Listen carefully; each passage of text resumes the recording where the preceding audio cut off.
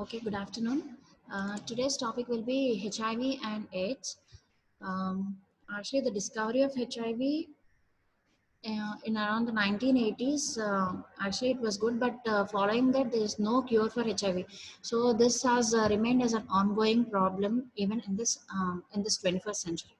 Today, the learning objectives of this class would be, we'll be dealing in these terms. Firstly, with introduction, epidemiology, etiology, pathogenesis, routes of transmission, classification, and diagnosis. And the next part of HIV, actually, we have divided into two classes for the convenience sake, and it's also a very vast subject. So the next part, which will start from opportunistic infections, the ART, the regimens, the different classification of ART, the pre and the post-exposure prophylaxis, HIV vaccine, advances in HIV, everything will be dealt in tomorrow's class. Next, coming to introduction. The first case was reported in US in around 1981. The CDC it has noticed um, there's increase in PCP pneumonia and Kaposi sarcoma in otherwise homosexual males. These were otherwise healthy, but during that time there was increase in incidence of these pneumonia and Kaposi sarcoma cases. So they thought that some organism is causing this problem in these people. So in 1983, the human immunodeficiency virus was isolated. And then following a year later in 1984, HIV was shown to be the causative agent. Then 1985, ELISA was developed to diagnose HIV infection. And the first drug was produced in 1987 and it's marketed. Coming to the epidemiology, it's a global, as like I told, though this was discovered almost 2 decades back, still there is no cure for HIV. So that keeps this AIDS as a global pandemic. At the end of 2016, more than 36.7 million people worldwide were seropositive for HIV. And then among these, 95% of the people resided in the low and the middle income groups. And among these people, 50% were females, and 2.1 million are children less than 15 years. India is the third largest HIV epidemic in the world. In 2016, HIV prevalence in India was accounted at 0.3%.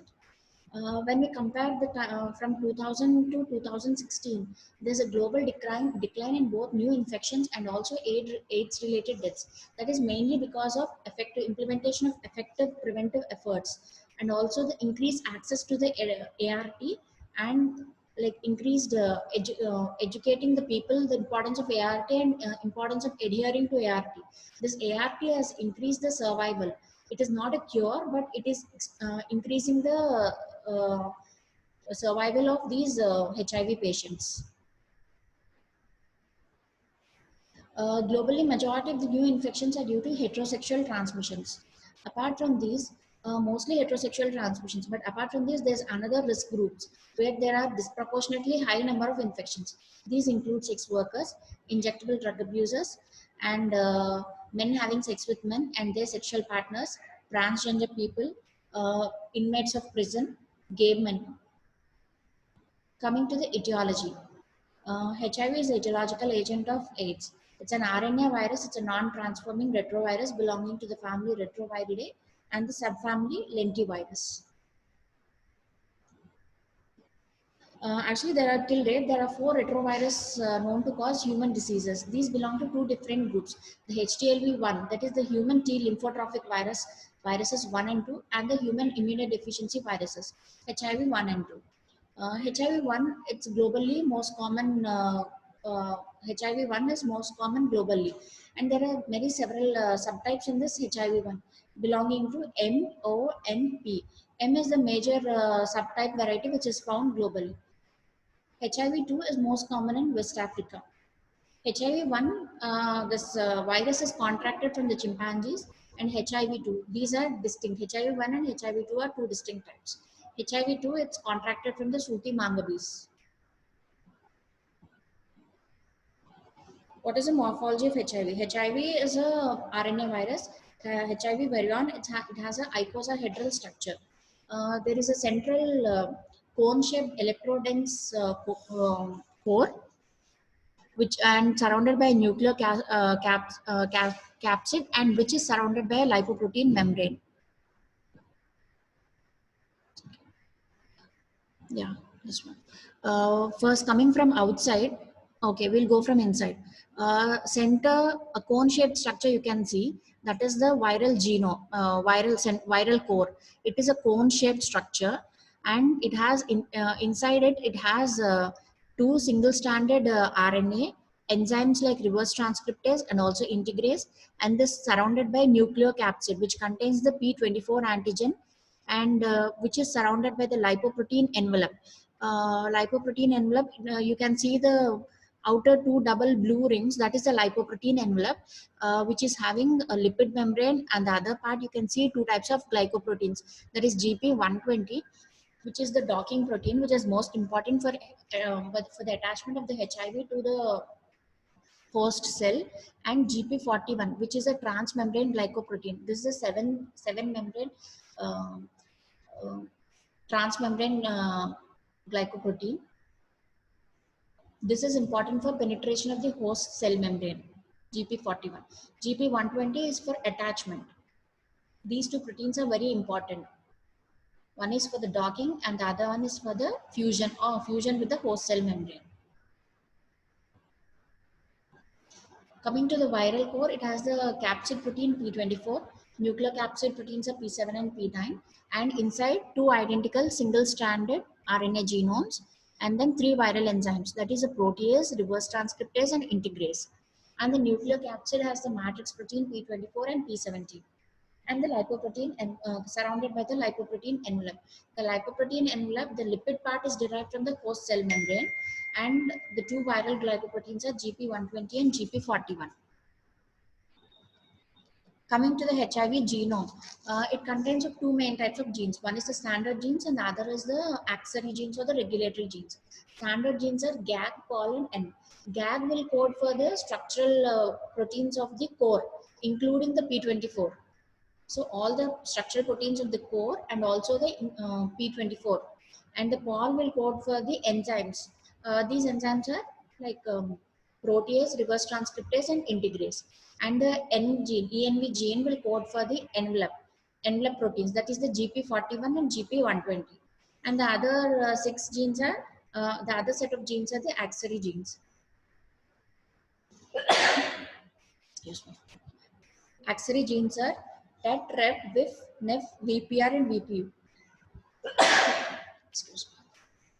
This VPU gene, it is present in HIV1. In HIV2, this VPU is replaced by VPX gene. These regulatory or the auxiliary genes, they regulate the synthesis and assembly of the infectious viral particles, and it determines the pathogenicity of the virus. This is the structural genome.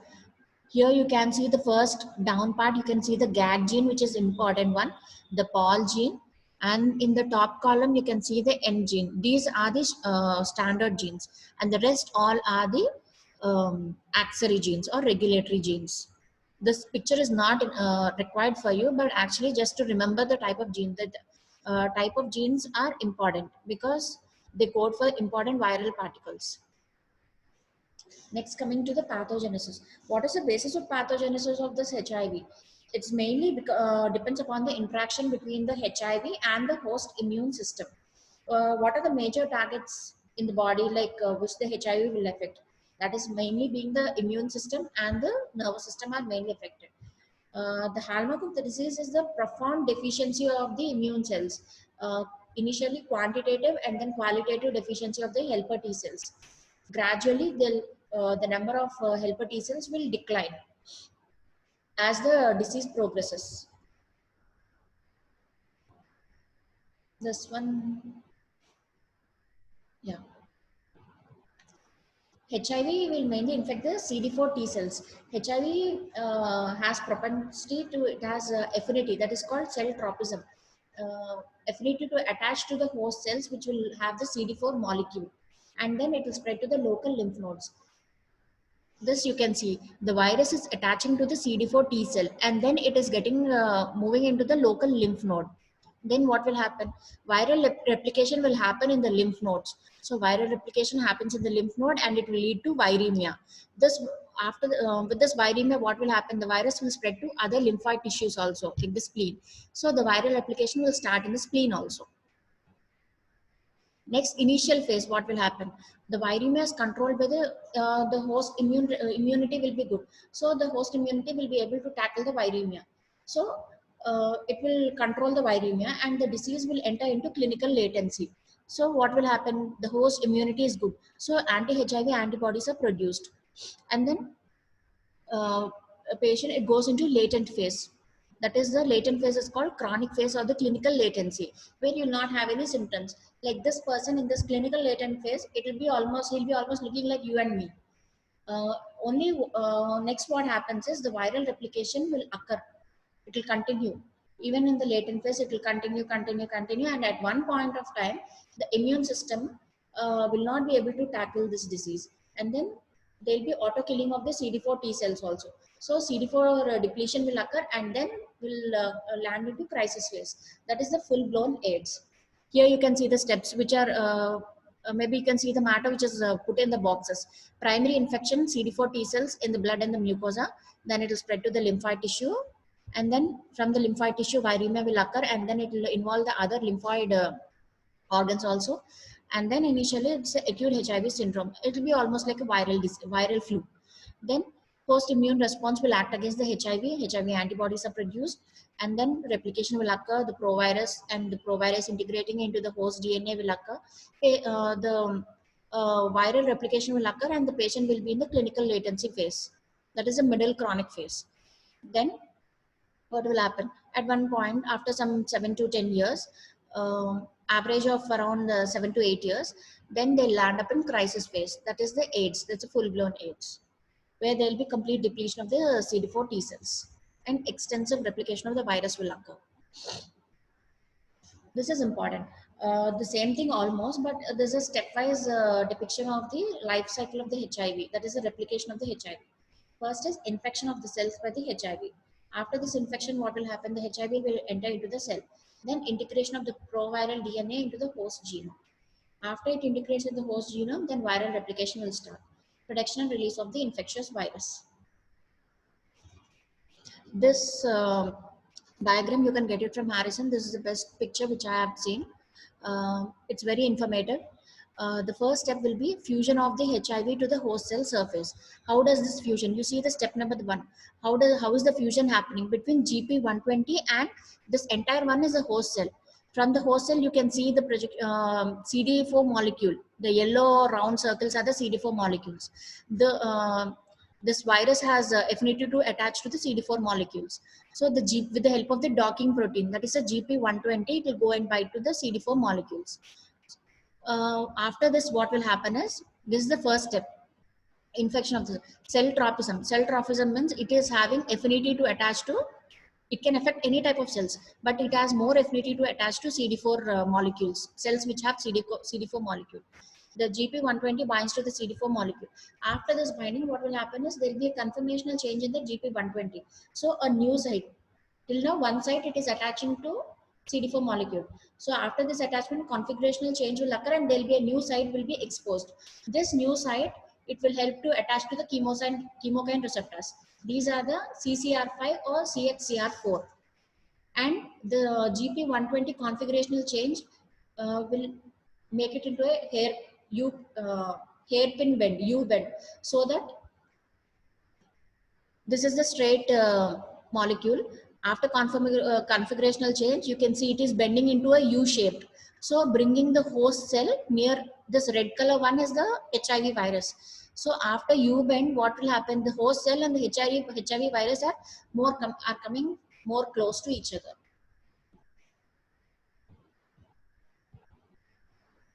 So after this configurational change and chemokine receptor attachment, the penetration of the host cell membrane by GP41, and then membrane fusion will occur and entry of the viral genome into the cytoplasm of the host. So come see the next part, step number 2, which I just read.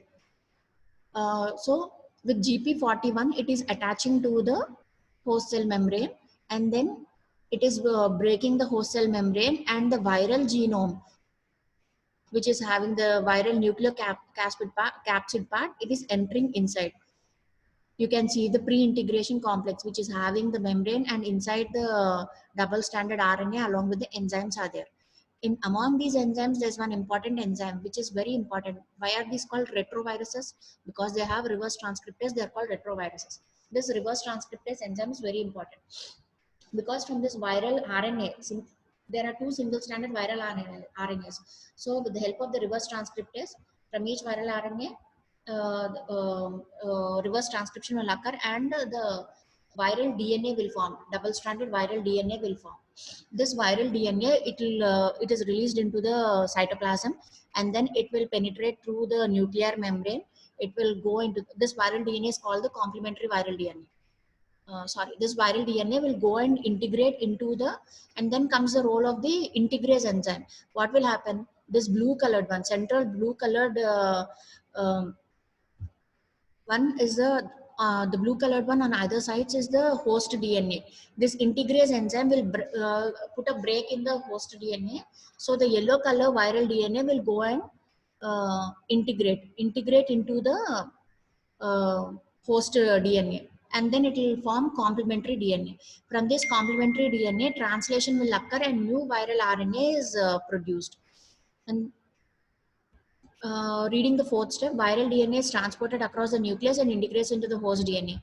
Coming to the next fifth step, new viral RNA is used as genomic RNA and used to make viral proteins. Translation will occur and viral proteins are produced. So these viral proteins are produced in the precursor forms, means large chain forms. Here comes the role of protease enzyme. These large chain form precursor proteins will be cleaved into active proteins. Means active proteins means these protease, integrase, for the new virion, that is the immature virion. So these protease will cleave, and then they'll form into active proteins. So they'll come near the cell membrane of the host. So cell membrane of the host, then budding will occur. See, the new immature virion, it is taking up some part of the host cell membrane, that is called budding. Near to the seventh part, you can see uh, new virion which is still attached to the host cell membrane. That process is called budding. Then after budding completes, the mature virion is released. This can infect a new host cell. This is the same thing which is written in script form. I'll just read the headings. Infection of the cells by the HIV. In this, what will happen? It will come attached with GP120. Conformational change will occur. GP41, it will penetrate membrane fusion, and genome will enter into the host cell. Integration of the proviral DNA or the complementary DNA into the host cell. The viral DNA, which is formed after reverse transcription, it will go and integrate into the host genome. That host genome is called the complementary DNA. Then viral replication occur, and then production and release of the infectious particles and dissemination of the disease into the entire body. Uh, Here in the step number 2 and 3, I have written episomal form and integration. Episomal form is if the patient is in a latent phase, then it may not go and integrate into the DNA, because once integrates, what will happen? Host cell is replicating, the viral DNA also will replicate, and it will form viral proteins. So in latent phase, it will remain as episomal form. Same in the viral replication also. It might remain in the latent phase or a productive replicative phase. Next, coming to the transmission. Transmission of pardon, Transmission of HIV occurs when there is exchange of blood or body fluids containing the virus or the virus infected cells. One of the most important add, risk factor which will determine the importance of transmission mode is a high viral load. What are the three major routes of transmission? It can be sexual, parental, and perinatal. Sexual transmission, most common worldwide, is heterosexual transmission. The risk of sexual transmission also increases if there is associated other sexually transmitted diseases, and most likely if there is any genital ulceration, then the risk of transmission is very high. Sexual transmission also, it is very the risk of transmission is high in People who have vaginal or genital lacerations means the integrity site, the mucosal integrity site is breached in genital and vaginal lacerations. So in these cases also the risk of transmission is high, and also males where circumcision is not done. Coming to the parental transmission, like most highly infectious, high risk of transmission is seen in the parental route. Most common worldwide would be sexual transmission, but the percentage of transmission, percentage of acquisition of the infection is less. Depends upon the routes of sexual transmission. Parental transmission, overall, the risk of transmission is very high in parental transmission. Most common in IV drug abusers or in hemophiliacs, thalassemics who require recurrent blood transfusions, or in people like if organ donor, if it's aid positive, or any splash of body fluids onto the mucous membranes of the eyes or the mouth or the nose.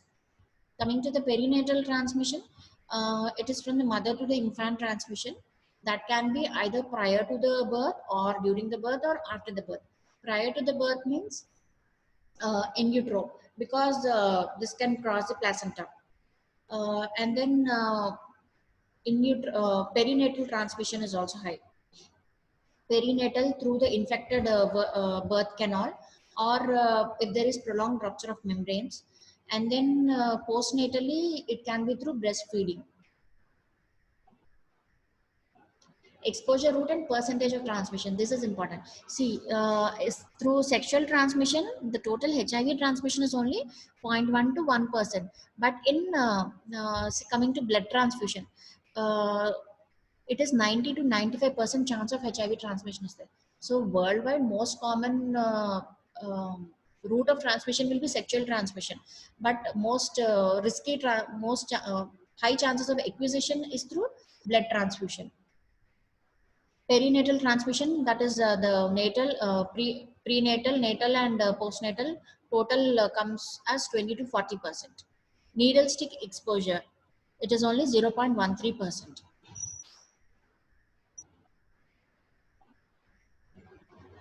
Coming to the HIV clinical staging and classification, there are two staging systems: WHO system and CDC system.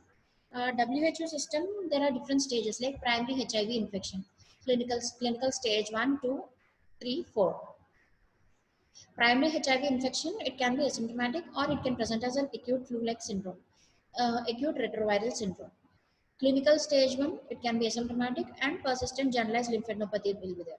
Means in these people, persistent generalized lymphadenopathy means two or more non-inguinal sites, lymphadenopathy is there, persisting for the more than 3 months, of more than 1 centimeter size. That is persistent generalized lymphadenopathy. As the disease progresses, this generalized lymphadenopathy will come down. Yeah. What are the things to stay this clinical stage 2?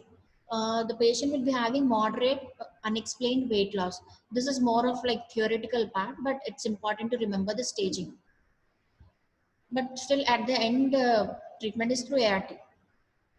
Moderate unexplained weight loss, that is less than 10% of the body weight. Recurrent respiratory infections are there, or herpes zoster, angular cheilitis, recurrent oral ulcerations, or pruritic eruptions are there, seborrheic dermatitis, fungal nail infections.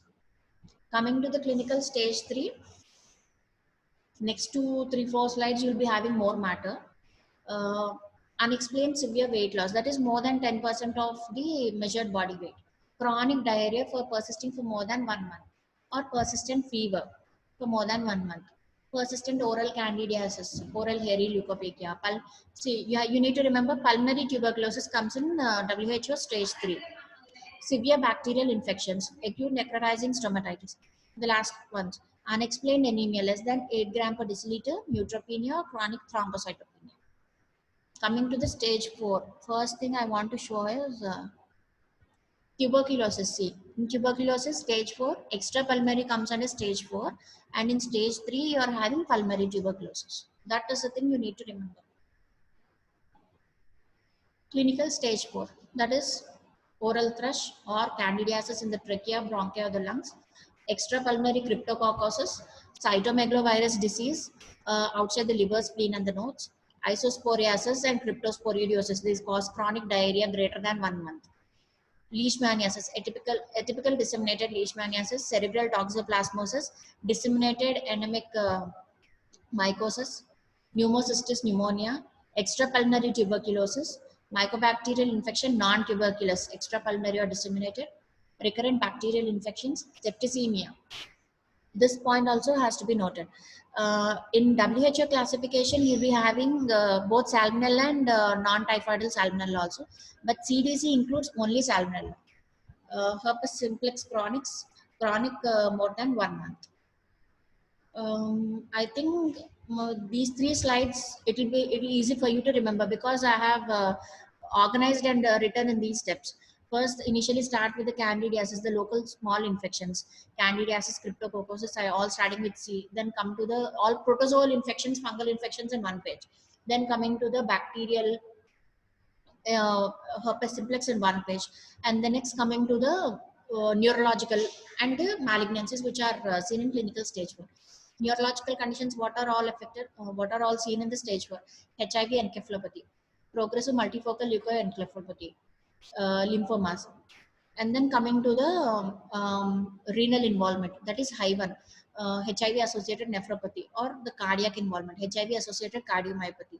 What are the malignancies? Cervical carcinoma, invasive cervical carcinoma in females, Kaposi sarcoma, and HIV wasting syndrome. This is the HIV WHO staging, clinical stage 4. This is the CDC classification. CDC classification is based upon the CD4 count. The staging depends upon the CD4 count. Stage 0 means early HIV infection. Stage 1 is where the CD4 count is more than or equal to 500. No age defining condition is seen. Stage 2, 200 to 499. Stage 3 will be less than 200. Here starts the age defining condition. Unknown means we don't have any data regarding CD4 staging.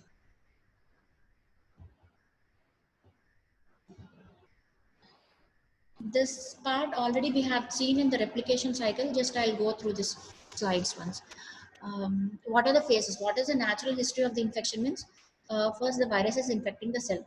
Then, in over how many years it will extend. So initially, we'll be having the primary infection. There's an early acute phase. Primary HIV infection will be there, and just followed by the acute retroviral syndrome. Then, for years together, these patients will be asymptomatic. And then finally comes the stage of full-blown AIDS. This is the natural history of the disease. It can be described in 3 phases. The first, you can see the primary infection. At the time of primary infection, you see the CD4 count, it is more than 1000. Then as primary infection occurs, the CD4, the blue dotted line is the CD4 count. See the CD4 count, how it is dropping in the primary infection, and it comes to around 500 near the acute HIV syndrome. Then from around 6 weeks till almost 7 to 8 years, the patient is remaining asymptomatic. That is the clinical latency phase. In that phase, the CD4 count almost plateaus, but with slight ups and downs. But once after 7 to 8 years of asymptomatic phase, by this time the CD4 count is coming down, almost coming down to around below 500. Then constitutional symptoms will start. As constitutional symptoms start, CD4 count still further declines. As CD4 starts declining, opportunistic infections will occur, and then ultimately death. Primary HIV infection, first 6 months of the period following acquisition of HIV. It is self-limiting non-specific illness. Uncontrolled viral replication in viremia and high viral load will be there, highly infectious. But in this phase, the host immune system is tackling all the infection. Next 2 to 4 weeks will be clinically silent, and also serologically also it will be silent. It's followed by the acute HIV syndrome. What are the things? General constitutional symptoms like fever, throat pain, lymphadenopathy, headache, arthralgias, myalgias will be there. Nausea, vomiting, diarrhea. What are all the neurological things which can be seen in acute HIV syndrome? Meningitis, encephalitis, peripheral neuropathy. Remember, it is not HIV encephalopathy. It's just peripheral neuropathy, myelopathy. Erythromatous maculopapular rash and mucocutaneous ulcerations can be seen. These can be seen in acute HIV syndrome. This is just the pictorial representation of the tabular form.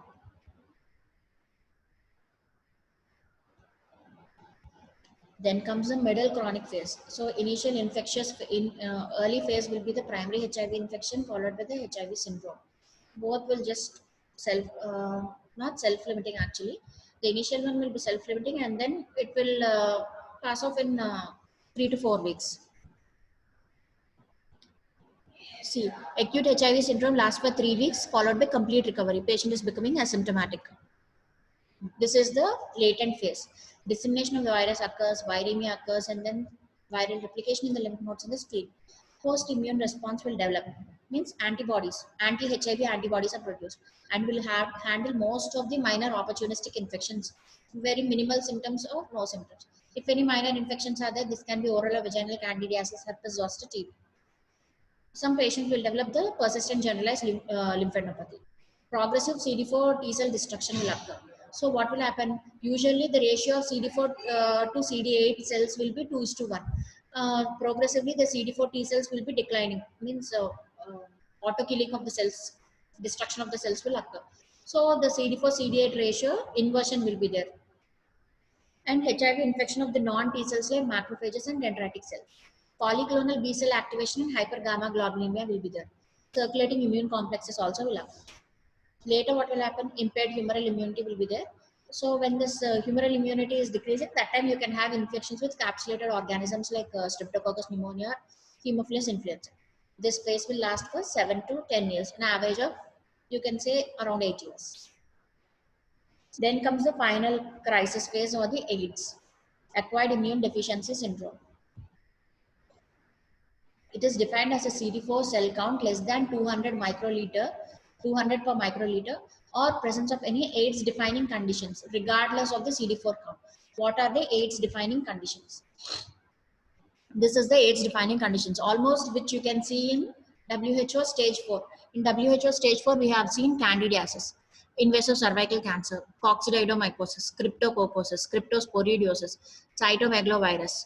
Then other infections which you have seen over there in WHO stage 4 are chronic herpes simplex. And then the systemic fungal infections you have seen. Isosporiasis you have seen, chronic diarrhea which is causing chronic diarrhea, this cryptosporidiosis, isospora, all this causing chronic diarrhea. And the other things you have seen HIV encephalopathy over there. Coming to the bacterial infections, you have seen the mycobacterial, non-mycobacterial infections, and Salmonella septicemia you have seen, toxoplasmosis, cerebral toxoplasmosis, pneumocystis jirovecii, recurrent bacterial pneumonia. And coming to the other things, coming to the malignancies, you have seen Kaposi sarcoma, lymphoma over there, invasive cervical cancer in female, and HIV wasting syndrome. These are all the AIDS defining illnesses. If any of this is present, it is a final crisis, AIDS phase.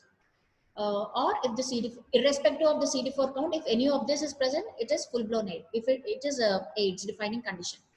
Or if the CD4 count is less than 200, without any of these, but many of these, but still CD4 count is less than 200, even that is AIDS defining condition. Next, coming to the diagnosis. How do you diagnose? By detection of the virus specific antibodies, that is anti-HIV antibodies, or directly you're detecting the viral material. Detection of the virus specific antibodies. IgG antibody to envelope components. Envelope components are GP41 and GP120. It is the most common used marker. In ELISA test, it is a ELISA, which is a screening test. We'll detect the antibodies against these viral proteins. How do you confirm this? By Western blot test. But here you have to remember one point, what is the window period? Up to around 3 weeks to 3 months, patient can be serologically negative. So it is the serological latency or the window period. These IgG antibodies have no protective role but persist for life. This serological latency, how is it risky for us? Usually nowadays blood transfusions and all from any donor, we are screening for HIV, HBs, AG, HCV. But still, there might be minimal risk because either one of the person, any of the person can be in the serological latency phase. So that is the importance of serological latency. These IgG antibodies have no protective role and they persist for life. These IgG antibodies, they cross the placenta. So mother is HIV infected, HIV positive. So in baby till 18 months, you can have these antibodies. If the baby is not infected, these antibodies will disappear by 18 months. If the person is beyond that, then the baby is also HIV positive. IgG antibodies to P24 antigen, found in the earliest weeks of infection and during asymptomatic phase, lost as the disease progresses. And the next thing will be the genome detection assays. Next is direct detection of the viral material. Direct detection of the viral material, that is P24 antigen capture assay, RT-PCR, this reverse transcriptase PCR, DNA PCR to measure the viral load in blood, isolation of the virus in culture. The most important thing is the measurement of the CD4, flow cytometry measurement of the CD4 levels. Even though you have started a patient on ART, what are the things you want to check? Every 6 months, we want to check the CD4 counts. And if there is any opportunistic infection or anything, we want to check even the viral load. If the viral copies are less than 1000, that is well controlled disease. If the viral copies are more than 1 lakh, then the disease, it shows that the disease is progressing at a rapid rate. These people are called rapid progressors. What are the other tests you want to do? Blood test, routine blood test. It will show anemia, lymphopenia, leukopenia, thrombocytopenia, RFT, LFT, tuberculin skin test, and then serum cryptococcal antigens if CD4 count is less than 100. Pap smear in females, and if any sexually transmitted diseases are you're suspecting, screening for those, and then CD4 counts.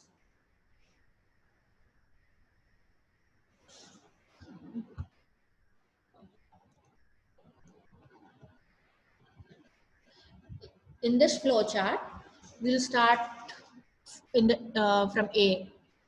Screening of HIV-1 or HIV-2 by enzyme immunoassay. If it is positive, a single test is never a confirmatory. First of all, this is not confirmatory. This is a screening test.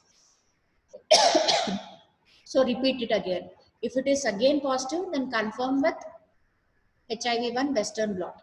If that is positive, definitive diagnosis of HIV infection. If the repeat, first screening test is positive and the second screening test is negative, then wait for 3 to 6 months and repeat it if it is clinically indicated.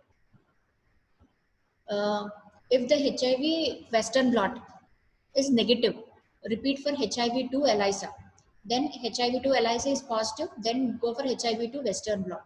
Then diagnosis of HIV-2 infection will be there. If HIV-1 or HIV-2 Western blot, it is indeterminate, then repeat in 4 to 6 weeks. That is the first flowchart. The second flowchart is the HIV-1-2 antigen antibody combination immunoassays. HIV-1, HIV-2 antibody immunoassays are positive. If HIV coming, I am talking about the B flowchart. HIV-1 is positive, HIV-2 is negative. That means HIV-1 antibodies are there. Coming to the second one, HIV-1 is negative but HIV-2 is positive. That indicates that HIV-2 antibodies are detected. If both HIV-1 and HIV-2 are positive, HIV antibodies. HIV-1 is negative or indeterminate, but HIV-2 is also negative. Then do HIV-1 nucleic acid test. This NAT is positive, that is acute HIV infection. If NAT is negative, it is negative for HIV-1.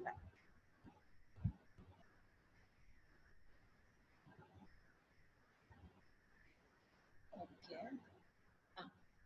This slide, actually it will be dealt tomorrow, but why I have kept this slide is, the slide which I have showed you, which I have shown you previously, I told it's from Harrison. It's almost the same one, but I want you to see the site of action of the ART, antiretroviral drugs. First thing, GP120 and GP41, it is attaching to the host cell, and with the help of CCR5 or CXCR4 receptors. So these are entry inhibitors, enfurotype and maraviroc. Enfurotype is for GP120, GP41, maraviroc is for CCR5 receptors. Next is the reverse transcriptase, protease inhibitors. No, sorry, reverse transcriptase inhibitors. That is the NRTIs and NNRTIs. Your zirovidine, lamivudine, all these will come under these. So this viral DNA reverse transcription, they are acting at this site. Next, immature viral particles are formed as long protein precursors. So these long protein precursors should be cleaved. That is with the help of the protease. That is, those are protease inhibitors. Sorry, I forgot the integrase inhibitors. Most important, before forming the viral protein, it needs to get integrated into the host DNA. So there, integrase plays a very important role in attaching this viral DNA into the host DNA. So there comes the action of integrase inhibitors. So entry inhibitors, reverse transcriptase inhibitors, integrase inhibitors, protease inhibitors. This is the step. That's why that you need to remember that page.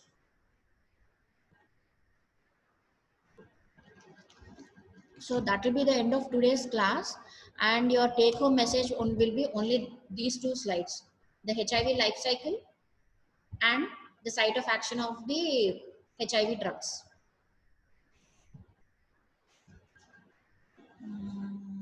The same one: free virus, attachment and entry, penetration, reverse transcription, integration, transcription, then translation. Viral proteins will be formed, viral proteins will be assembled, and then budding of the immature virion. Once completely separates, then it will form a mature virion which is ready to infect another host cell. Yeah, that's the end of the session.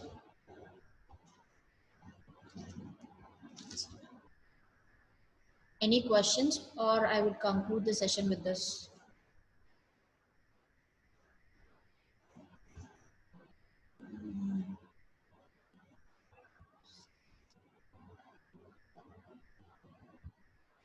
Your tomorrow's topic will be continuation of this, that is opportunistic infections.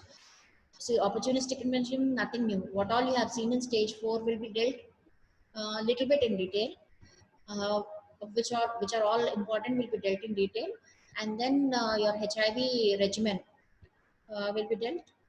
Post exposure prophylaxis and recent advances in HIV will be dealt in tomorrow's talk.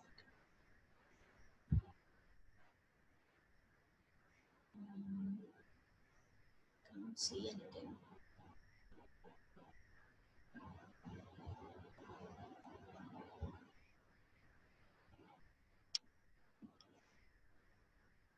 Okay then.